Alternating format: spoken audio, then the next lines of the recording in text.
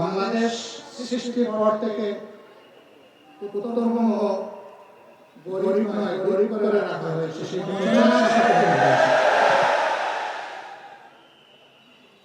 সৎ মায়ের সন্তানের মতো উত্তরবঙ্গের সাথে আচরণ করা হয়েছে। উত্তরবঙ্গ আমাদের কলিজার অংশ। এই উত্তরবঙ্গ বাংলাদেশকে খাদ্য এবং পুষ্টি সরবরাহ করে, আর সেই উত্তরবঙ্গকে পিছিয়ে রাখা হয়েছে ইচ্ছা করে। আমি তার সাক্ষী হতে এসেছি। উত্তরবঙ্গ থেকে আগামীতে আমরা আর কোন বেকারের মুখ দেখতে চাই না। আমরা সকলের হাতে মর্যাদার কাজ তুলে দিতে চাই। আমাদের প্রত্যেকটা যুবক যুবতী, প্রত্যেকটা নাগরিককে আমরা দেশ গড়ার কারিগর হিসেবে তৈরি করতে চাই। গোটা উত্তরবঙ্গকে কৃষি ভিত্তিক শিল্পের রাজধানী বানাতে চাই। বন্ধ চিনি কল খোলা দিতে চাই। শ্রমিকদেরকে কর্মক্ষেত্রে আমরা ফিরিয়ে নিতে চাই।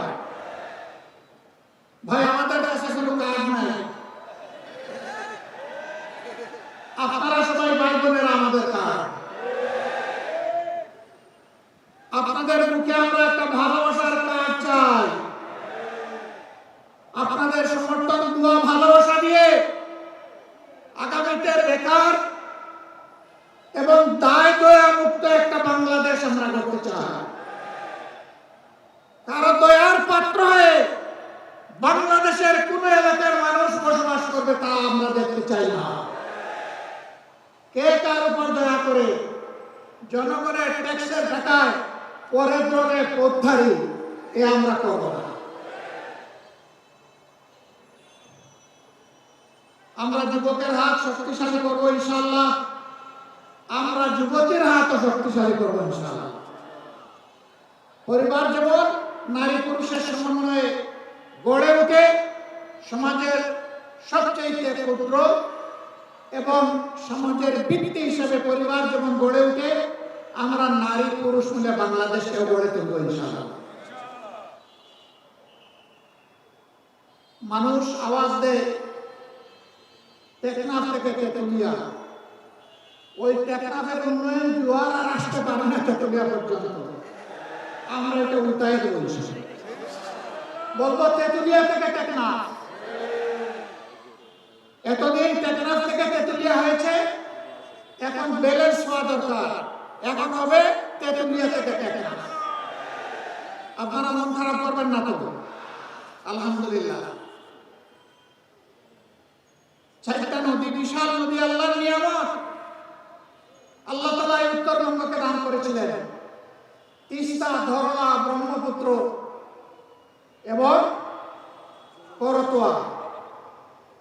আজকে আস্তে আস্তে উপর থেকে দেখলাম নদী নয়, মরুভূমি। মরে কঙ্কাল হয়ে আছে নদীগুলো। শরীরের ভিতরে যেমন রক্তের নালী, রক্তকে এক জায়গা থেকে আরেক জায়গায় পৌঁছে দেয়, আর তাই আমরা বাঁচি। যদি ওই রক্তনালী বন্ধ হয়ে যায় তাহলে মানুষ মারা যায়।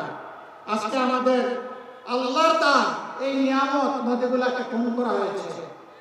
এই দেশের কি কোনো মা বাবা ছিল না? তাহলে আমার নদী মরে গেল কেন? ওরা জনগণের প্রতি 5 বছরে একবার দরদের হান্ডিতে জাল দেয় আর এটা উঠলাইয়া উঠে। বাকি 4.5 বছর ওদেরকে আর হারিকেন জ্বালাইয়া খুঁজে পাওয়া যায় না। কেউ কেউ আবার বসন্তের কুকিল, বসন্তকাল আসলে আইসা বললে কুহু কুহু। এরপরে এদেরকে আর খুঁজে পাওয়া যায় না। উড়ে আসে, জুড়ে বসে মানুষের সাথে, তৃণমূলের সাথে, গরিব দুঃখীদের সাথে এদের কোন সম্পর্ক নাই। আমরা এই রাজনীতিকে ঘৃণা করি। আমরা ছিলাম, আমরা আছি, আমরা থাকবো ইনশাআল্লাহ। দেশবাসীকে ফেলে চরম দুঃখ বিপদের সময়ও কোথাও আমরা যাইনি। আগামীতে প্রিয় দেশবাসী, আপনাদেরকে ফেলে আমরা যাব না। জীবনে মরণে একসাথে লড়াই করবো ইনশাআল্লাহ। প্রিয় বাংলাদেশকে গর্বের বাংলাদেশ হিসাবে আমরা গড়ে তুলব। আপনারা দোয়া করবেন, আল্লাহ যদি আপনাদের মূল্যবান ভোটে ভালোবাসায় সমর্থনে 10 দলের এই সমন্বয়কে আপনারা পার্লামেন্টে পাঠান, যাতে সরকার গঠন করতে পারে, আমরা কথা দিচ্ছি শুধু নদীর জীবন ফিরে আসবে না, মানুষের জীবন ইনশাআল্লাহ প্রাণ চঞ্চল হয়ে ফিরে আসবে। আমরা এই উত্তরবঙ্গের চেহারা মহান আল্লাহর উপর ভরসা করে বলতে চাই, বদলে দেওয়ার জন্য 5টি বছর যথেষ্ট হবে ইনশাআল্লাহ। এখন যেমন আপনারা আমাদেরকে ভালোবাসা দিচ্ছেন, তখনও পাশে এসে একসাথে কাঁধে কাঁধ মিলিয়ে আমরা যদি কাজ করি, উত্তরবঙ্গের চেহারা বদলে যাবে ইনশাআল্লাহ। এ মাটি উর্বর, মানুষ পরিশ্রমী, এই এলাকা পিছনে থাকার প্রশ্নই ওঠে না। ষড়যন্ত্র করে বঞ্চিত করে পিছনে রাখা হয়েছে। স্বাস্থ্য সেবার জন্য হন্যে হয়ে দৌড়াইতে হয় রাজধানী ঢাকায়, এ সামর্থ্য সকলের নাই। যাওয়ার পথে রাস্তায় অনেকের মৃত্যু হয়। এই অবস্থা আমরা দেখতে চাই না। আল্লাহ তাআলা আমাদেরকে এই দায়িত্ব দিলে 18 কোটি মানুষের 64 জেলার কোথাও মেডিকেল কলেজ বিহীন থাকবে না, পঞ্চগড়েও মেডিকেল কলেজ হবে ইনশাআল্লাহ। মানসম্মত সেবা এখানেও নিশ্চিত করা হবে। বলবেন এত টাকা কোথায় পাবেন? ওই যে চুরি করে আমাদের 28 লক্ষ কোটি টাকা বিদেশে নিয়ে গেছে, ওগুলা ওদের পেটের ভিতরে হাত ঢুকে আমরা বের করে আনবো ইনশাআল্লাহ। আর আগামীতে কাউকে চুরি করতে দেওয়া হবে না। আমি বিশ্বাস করি আজকের এই জনসভায় শহীদ পরিবারের সম্মানিত সদস্যরা আছেন, জুলাই যোদ্ধারা আছেন, 71-এর বীররা আছেন। আমরা আপনাদের সকলের কাছে ঋণী। আমরা সর্বশক্তি দিয়ে আগামীতে দেশ সেবার সুযোগ পেলে, সরকার গঠনের সুযোগ পেলে আপনাদের ঋণ পরিশোধ করার চেষ্টা করব ইনশাআল্লাহ, এবং আজীবন আপনাদের প্রতি শ্রদ্ধাশীল থাকব। আপনাদের এই ঋণ পরিশোধ করে উঠতে পারবো না, আমরা চেষ্টা করব। আল্লাহ যেন আমাদেরকে তাওফিক দান করেন। দিনটা শুক্রবার হওয়ার কারণে মনের ঝুলিতে অনেক কথা ছিল, খুলতে পারলাম না। ঝুলি আজকে থাক, ভবিষ্যতে আল্লাহ দিন খোলার সুযোগ দিলে করবো ইনশাআল্লাহ।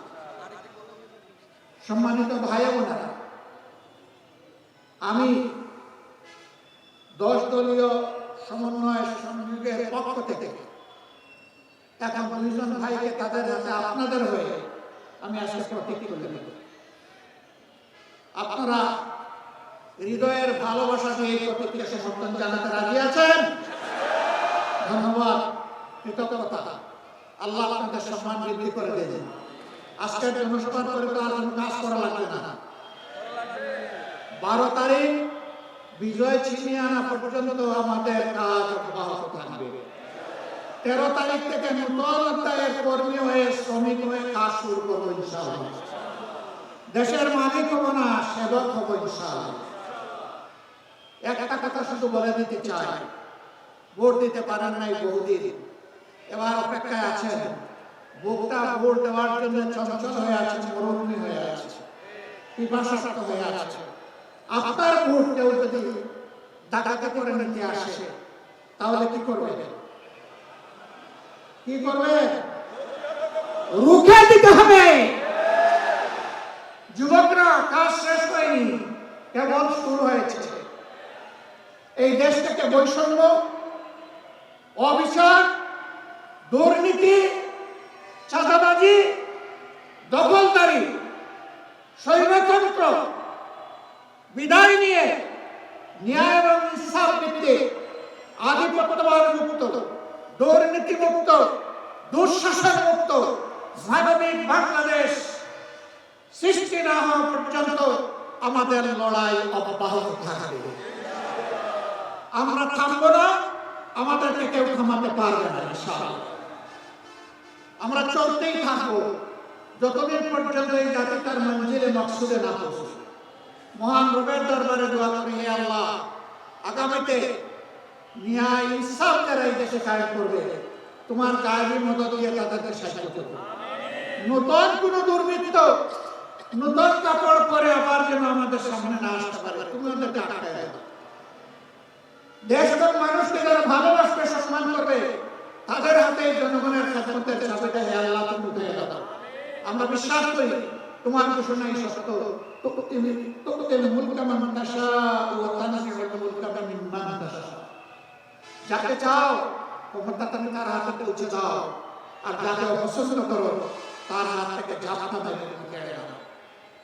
তোমার এই শক্তির উপর আমরা বিশ্বাসী। ইন্নাকা আলা কুল্লি শাইইন কাদির। আল্লাহ তাআলা সবাইকে ভালো রাখুন।